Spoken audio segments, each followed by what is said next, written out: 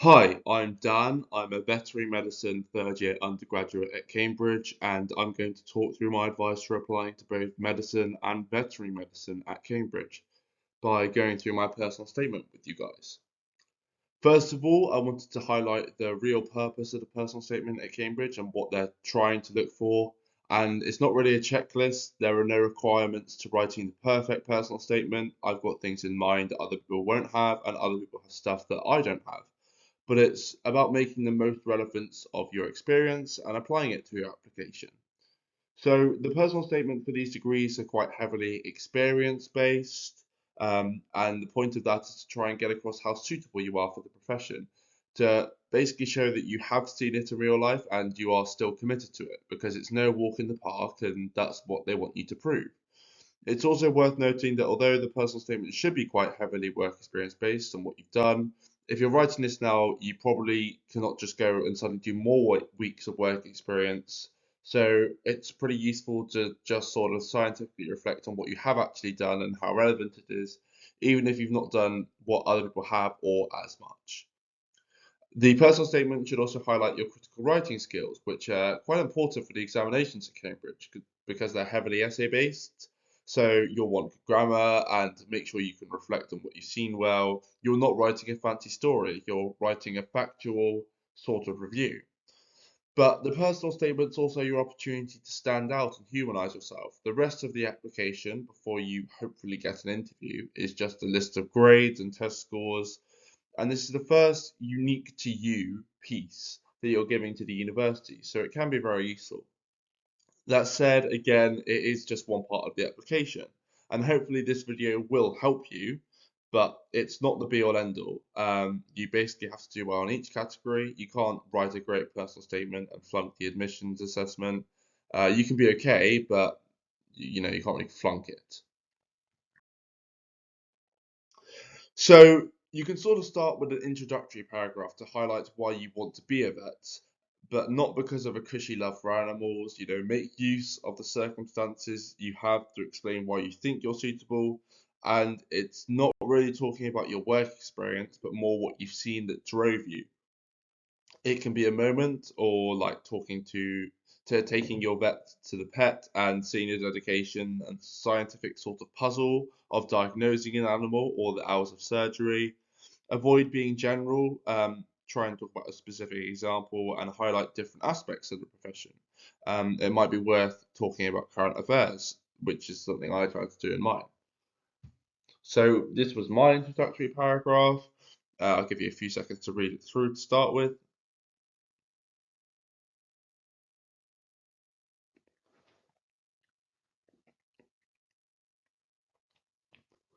So I have an advantage of living on a dairy farm, so I knew why I wanted to be a vet, which you can see I described.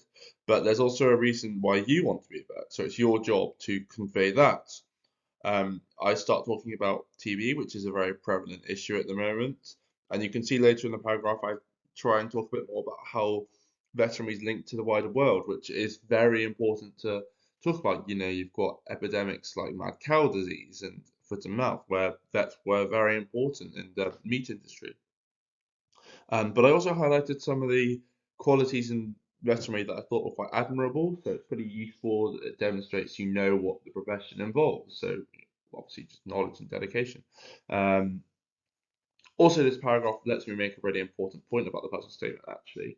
Uh, so I could talk about TB, and in my Cambridge interview, the actual vet that interviewed me, because you'll get interviewed by four people, but uh, only one of them's actually a vet. The others are just chemists, um, I just scientific professionals, but only one's a vet. So the vet started quizzing me on TB, and he asked me about the vaccines and the tests that we use and what the future for these tests are. And I wasn't lying in my personal statement, so I would talk to the vets when I was younger and try and learn what I could because I was curious. So I did know to answer these questions to prove that I did do this stuff in my personal statement. And be prepared for the same to happen to you. So make sure you know what you're talking about. I also think when I would talk to the vets when I was younger about current affairs, it's important to note that I wouldn't ask questions to think that I'm going to write this in my personal statement. You um, because you then only ask so much and know so much. You do it because you're curious and you want to learn more. Um, so yeah. So as you should definitely know by now, you only have so many weeks to do of work experience that you need to do to apply to uni to help develop your practical skills. You will probably have to say outside of the personal statement how many weeks you've done, but your personal statement isn't a stat chart, so don't waste time talking as much about the number of weeks and when you only have so many characters, so spend them wisely. Your personal statement is the biggest chance you're going to get to talk about these in both veterinary and medicine, and it really should be the core of your personal statement. You'll see that 4 of my 8 paragraphs are based on the work experience. I would actually, looking back on it now, change the structure of my personal statement as I chucked a paragraph about reading in between my work experience. And I'd say for ease of reading, just keep the work experience paragraphs together. The first placement I talked about, as you can see here, I did 2 sets in the veterinary practice, and it's obviously very relevant. I talked about an interesting case. So heartworms are from America, and this pet had been on holiday there. And it's quite nice talking about unique places, and it proves that you've actually been there because I wouldn't know what heartworms were otherwise. Also, it's very important to talk about the owner with client consultations because people sometimes try and become a vet because they like animals, but that's not really what you do because at the end of the day, you still have to talk to people like pet owners, farmers to understand what's going on. It's really a human social subject just as much as an animal social subject. Then I talked about the large animal practice, and this also goes to say it's pretty useful to have a range of practices. You can do equine or exotics in the zoo, or even like a research facility. So there are a few embryo transplant facilities that use artificial insemination around the country, and these are quite useful if you can go and do a placement with them.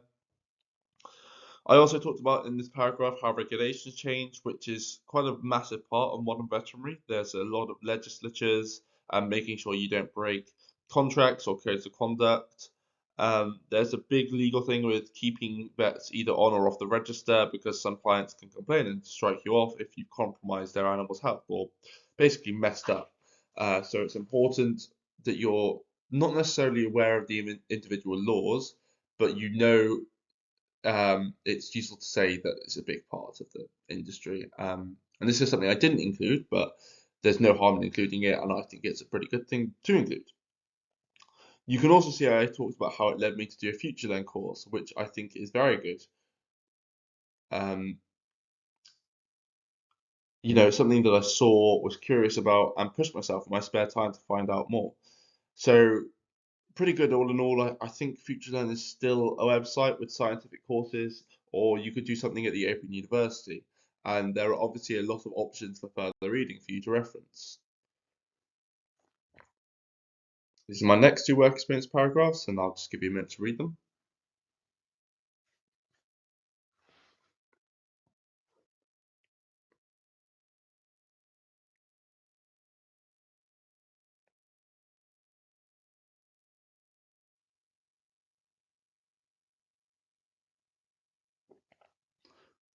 First things first, you can obviously see I've linked it to the previous 2 paragraphs to expand on them.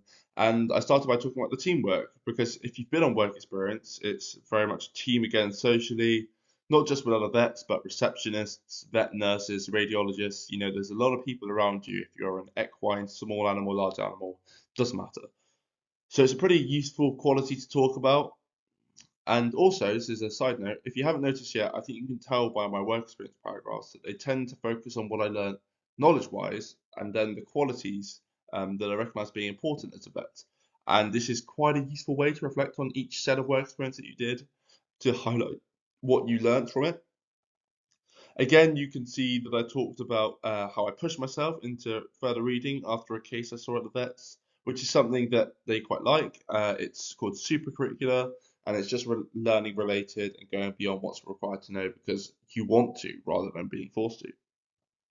In the second paragraph, I talk about lambing, and it shows your work experience doesn't have to be in a veterinary practice. You can talk about stable yards, farm work, kennels.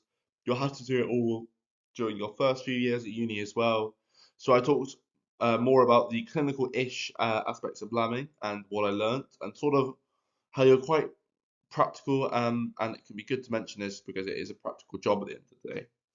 I also throw in a comment about my DAV. It's not absolutely necessary, but if you could find something convenient in your personal statement and put it in subtly without forcing it, and it backs up quality that you mentioned, so here I talk about resilience, then do it because it's quite useful. There's no harm in doing it.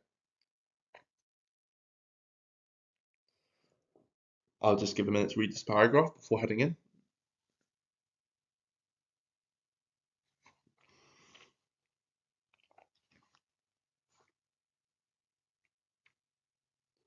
I quite liked talking about this work experience because it's unique, something not many applicants would have done. And again, it's your opportunity to stand out, so use what you have. To be honest, looking back on it, I think I wished I talked about the clinical things that I did in this placement more, but sometimes it can be hard to remember what you did or didn't do as much. But don't lie because it's pretty obvious to a qualified vet if you are lying in your personal statement. All I could talk about here were the postmortems, but you can go in more detail than just a throwaway comment about doing it.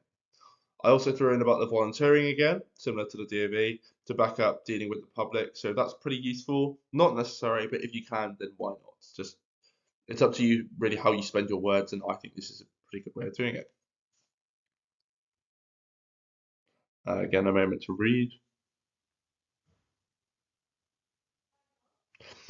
So you might hear a lot of different things from different people saying about how extracurricular isn't necessary and a waste of valuable words. And to be honest, the people at each college reading your personal statement obviously vary. Some of them won't care, some of them will show some interest, but basically there's no harm in adding it in. And again, it humanizes you, and it's even better if you can still relate it to the profession. For example, if you did art or woodwork in your spare time, you're probably pretty good with your hands for surgery. To be honest, this is a rubbish paragraph by me, and it could have definitely been better looking back on it. But again, the Vet Society is a good thing to mention if you're a part of any groups like that, because it shows a proactive and committed interest.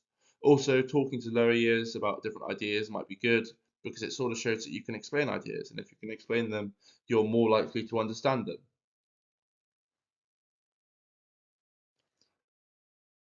A concluding statement like this should really bring together the reasons why you want to be a vet and what it sort of means to be a vet and how you understand it. It's not that important to stand out. It's quite a generic concluding paragraph that other people will have as well. But I'd still say it's important to have to provide a good structure to your personal statement. But it's the core of it that matters at the end of the day. Again, you can talk about current affairs if you'd like. I said about obesity, which is quite an emerging issue, so it's definitely worth bringing up issues like that. And that's everything. I hope this video helps you with your application and good luck with it. And yeah, there's quite a few examples in this of things that you can use for inspiration. And yeah, good luck.